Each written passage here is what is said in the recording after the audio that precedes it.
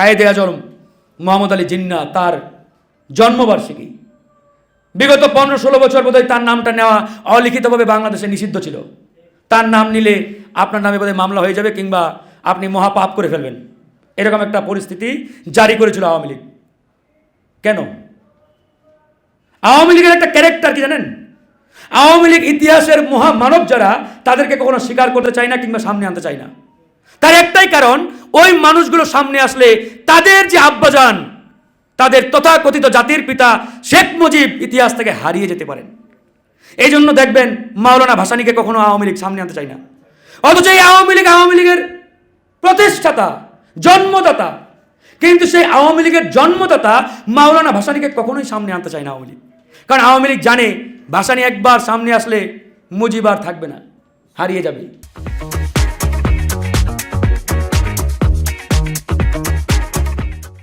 এই জন্যই তারা এই ইতিহাসের মহানায়কদের সামনে আনে না।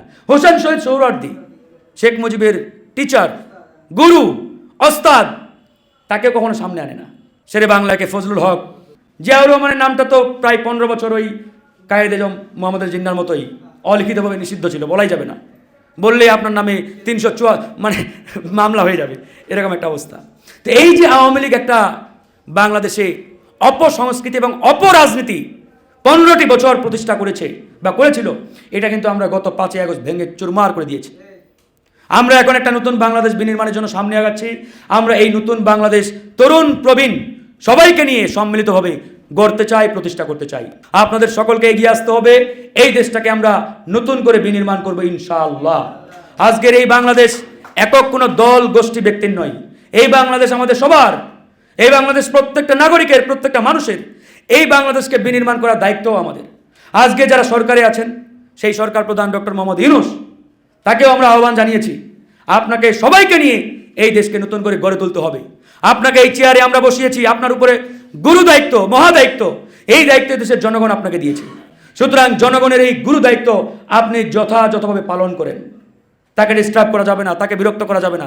তার মতো ব্যক্তি এই মুহূর্তে দরকার। কিন্তু এই সরকারের ভিতরে কিছু আওয়ামী এজেন্ট ইতিমধ্যে যুক্ত হয়েছে, ঢুকেছে। এদের বিরুদ্ধে আমরাও সোচ্চার আছি। এদের কারণে এই সরকার কিংবা এই সরকারের কাছ থেকে আমাদের যে প্রত্যাশা, যে আকাঙ্ক্ষা, সেই আকাঙ্ক্ষা আমরা পরিপূর্ণভাবে কিংবা সেভাবে আমরা দেখতে পাচ্ছি না বা বাস্তবায়ন করতে পারছি না তাদের কারণে। কিন্তু এই আগাছাগুলোকে উপড়ে ফেলতে হবে। এই সরকারকে আমাদের সাকসেস করতে হবে, সফল করতে হবে, তবে এই বাংলাদেশ এগিয়ে যাবে ইনশাআল্লাহ। এই বাংলাদেশে আমরা আমাদের ইতিহাসের মহানায়ক যারা, সে হোক আমাদের মোহাম্মদ আলী জিন্না সাহেব কিংবা হোসেন শহীদ সোহরাওয়ার্দী, মাওলানা ভাসানী, আমাদের একে ফজলুল হক, জিয়াউর রহমান, সবাইকে আমরা স্মরণ করতে চাই। আমরা জিয়াউর রহমানকেও স্মরণ করতে চেয়েছিলাম, কিন্তু আওয়ামী লীগের কারণে আমরা সেটা পারি নাই। শেখ মুজিব জাতীয় সম্পদ হয়ে উঠুক, কিন্তু আওয়ামী লীগ শেখ মুজিবকে জাতীয় সম্পদের পরিবর্তে আওয়ামী লীগের সম্পদে পরিণত করেছিল। আর এই কারণে শেখ মুজিবের ছবি এই আওয়ামী চোর ডাকাতের দল ওই টয়লেট বাথরুমেও সাটিয়েছিল। কিন্তু শেখ মুজিব তো সেটা ছিল না, তারাই করেছে, তারাই বানিয়েছে।